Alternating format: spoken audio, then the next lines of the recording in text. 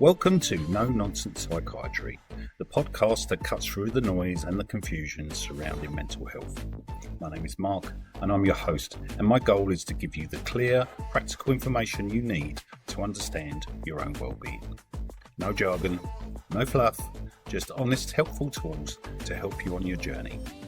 Let's dive in. No nonsense. Welcome back to No Nonsense Psychiatry, the podcast dedicated to mental clarity and practical wisdom. I'm your host, Mark, and today we're looking at the ultimate tool for organising your mind: philosophy. When you hear philosophy, you might picture dusty old books and impossible arguments. But the word itself means simple, the love of wisdom itself.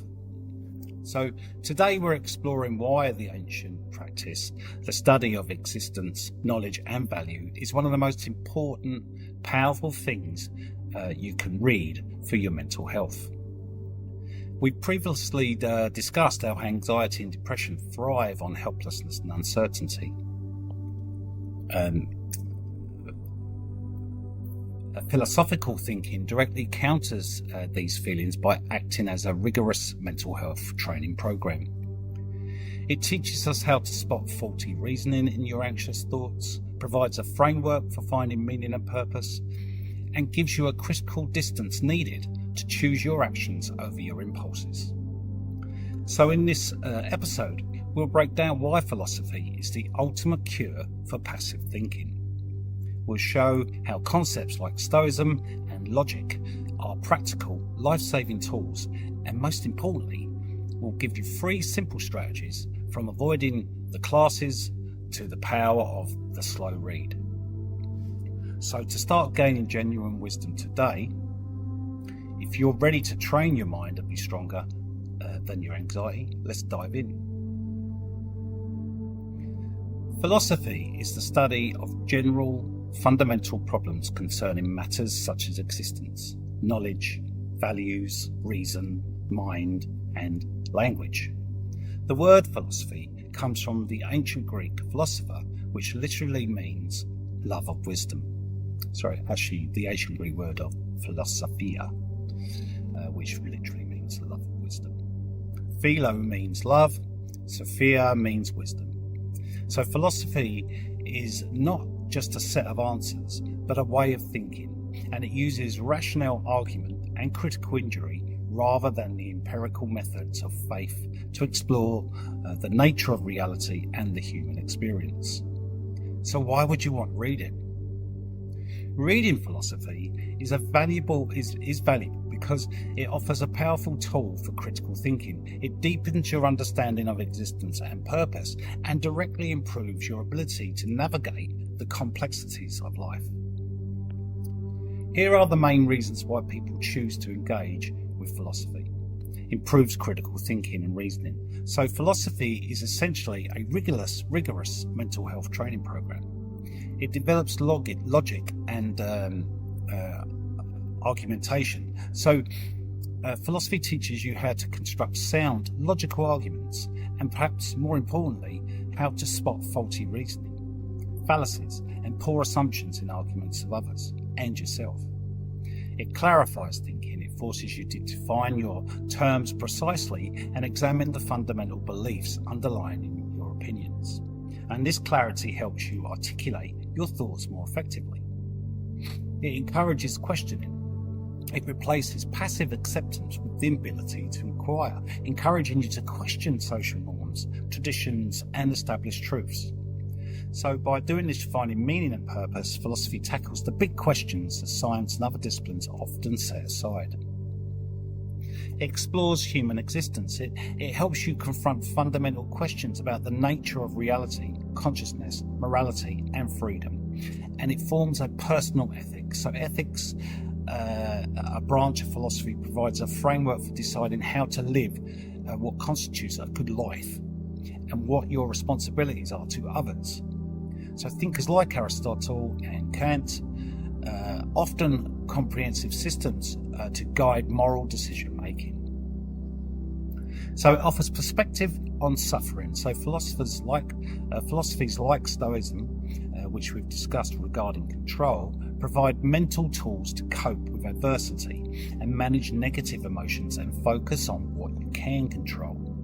So it enhances understanding of the world around you. So philosophical ideas underpin nearly all other fields of study and human culture. It's a foundation of science, so concepts like scientific method, causation and empirical proof originated in philosophy, i.e. the work of Bacon and Hume. It shapes politics and law. Modern political systems, democracy, liberalism, socialism are all built on the ideas of philosophers like Locke, Rousseau and Marx. So reading philosophy helps you understand the historical and the theoretical basis of current events and laws. It fosters empathy by exploring diverse ethical systems on worldwide philosophy helps you understand the beliefs and motivations of peoples whose backgrounds and values differ greatly from your own. There are some core branches of philosophy, and philosophical inquiry is traditionally divided into several branches, each focusing on a fundamental type of question. Metaphysics examines the fundamental nature of being and the world. It questions what is reality? Does God exist? What is time? Is everything predetermined? Epistemology concerns with nature, scope and limits of knowledge. It questions what is knowledge? How do we know what we know? What makes a belief justified? Ethics or moral philosophy explores what is right and wrong about people and how they should live. What is a good life? What are the duties of others? Is morality objective or subjective? Aesthetics deals with the nature, art and beauty and taste. What is beauty? What makes something a work of art? How do we judge art? The study logic is the study of correct reasoning and principles of valid inference. And what constitutes a good argument? What are the rules of semiconductor? When you have philosophy versus science, while science focuses on answering specific empirical questions about the observable world, the what and how, philosophy tackles the questions that are often too broad or abstract to settle by empirical observation, the why and should. Historically, philosophy was a precursor to many modern sciences, i.e. physics, which was once called natural philosophy. As new fields develop, empirical methods, the breakaway from philosophy, leaving philosophy to address the deepest and most enduring theoretical questions. Why does all this thinking help me in my depression and anxiety? Yeah, why does it help you? The thinking process we've discussed analyses concepts like control, discipline, and philosophical inquiry. And this helps alleviate depression and anxiety because they directly address the core cognitive distortions and psychological deficits that drive those conditions. The fight against depression is often characterized by feelings of helplessness, hopelessness, and low self-worth. The cognitive work helps by building self-efficacy, fighting helplessness. Concepts like discipline and the control circle shift your focus to what you can influence, your effort and habits and reactions. And every time you successfully apply strategies like habit stacking, you provide proof of competence to your brain. And this directly counters the feeling of helplessness, which is the major driver of depression.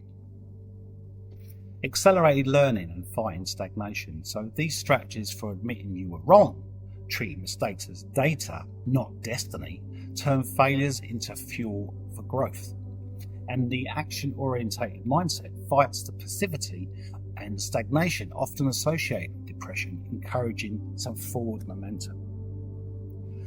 Fostering internal locus control by reinforcing the belief that your choices matter, the discipline, you strengthen your internal locus of control, which is a powerful psychological buffer against the feeling that life is governed entirely by external, uncontrollable fate.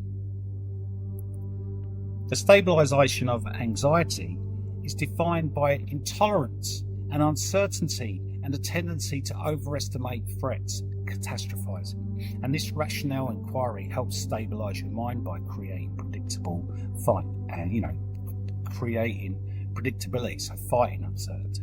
So discipline establishes routines and consistent structures in your life. Routines reduce the energy your brain spends worrying about what comes next, which immediately lowers the ambient anxiety. Improving rationale or appraisal against fighting catastrophe. So philosophy trains you in a logical and it trains you in the logic and critical thinking. And these skills, this skill, helps you challenge your anxious thoughts. What is the evidence for this worst case scenario? You learn to separate actual controllable threat from the irrational exaggerated worry, the core technique in cognitive behavior therapy or CBT. Focusing on controlling or managing feeling overwhelmed. So the serenity prayer and the control circle give you a tool to mentally sort your stresses by constantly distinguishing between what you can change and what you must accept.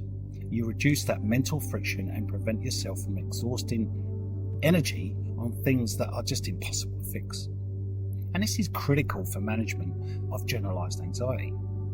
So in essence, philosophy, discipline, and accountability are all tools that help you regulate your emotional operating system by replacing passive rumination with active, structured thought.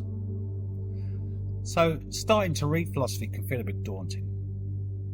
But the key is the approach to strategically build understanding and confidence. So here are 3 practical strategies to start reading philosophy effectively. Start with survey and application. Don't start with the classics. Many beginners make the mistake of starting with the highly dense primal texts like Kant's Critique of Pure Reason or Plato's Republic, and this just leads to frustration. A better approach is to begin with accessibility summaries that are or applied philosophy. So read some survey books. Start with books that introduce major philosophy problems and the thinkers in simple terms. And these books act as a map before you explore the territory. So example, Will Durant's The Story of Philosophy or Nigel Warburn's A Little History of Philosophy. You focus on applied philosophy. So you begin with philosophies that immediately have immediate practical applications to your life and builds that motivation. So example, start with modern interpretations of Stoicism, i.e. Ryan Holiday or Massimo Pigliucci.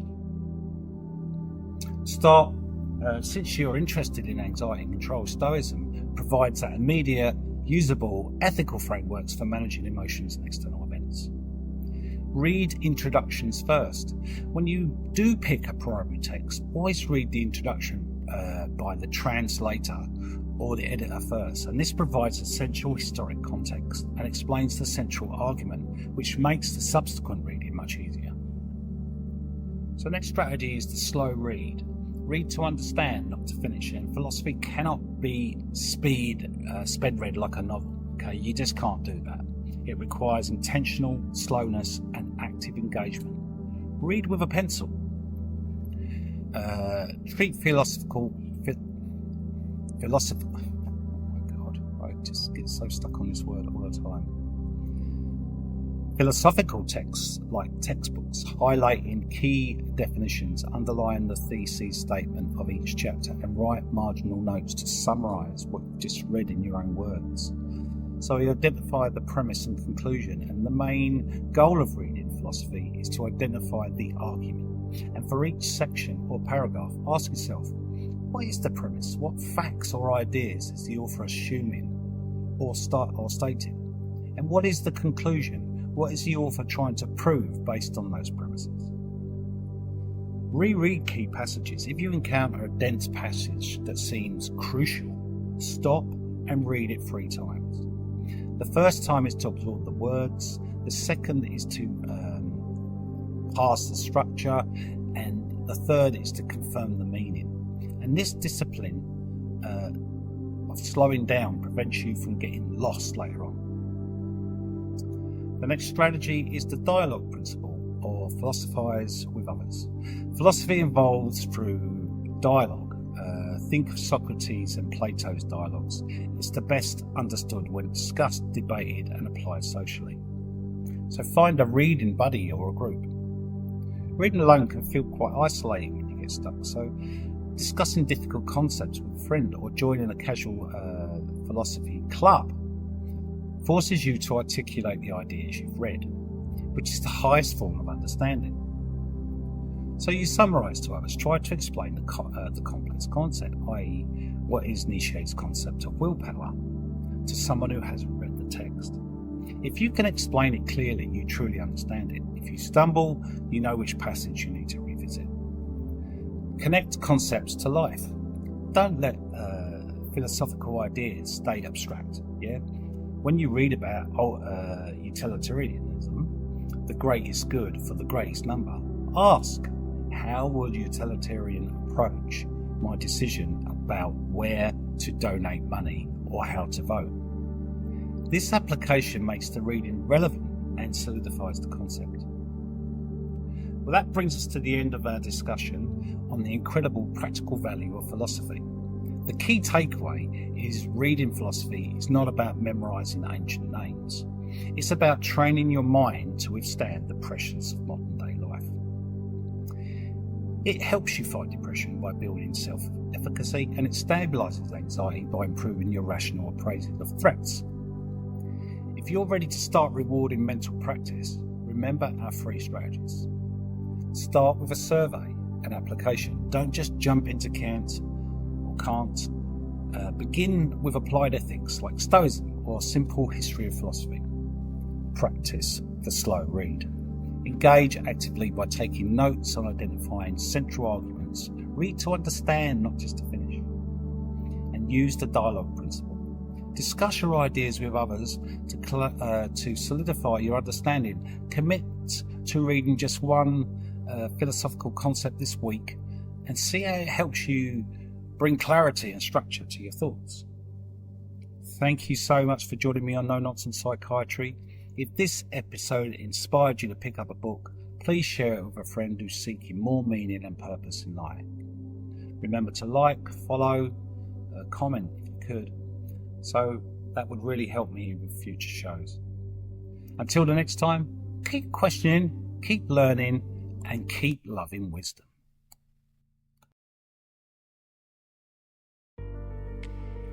Before we go, if you found the podcast helpful, please share it with someone who might benefit from it. You can also support the show by subscribing and leaving a review. It only takes a moment, but it makes a big difference in helping us reach more people. Thanks for listening, and I'll catch you in the next episode of No Nonsense Psychiatry. No nonsense.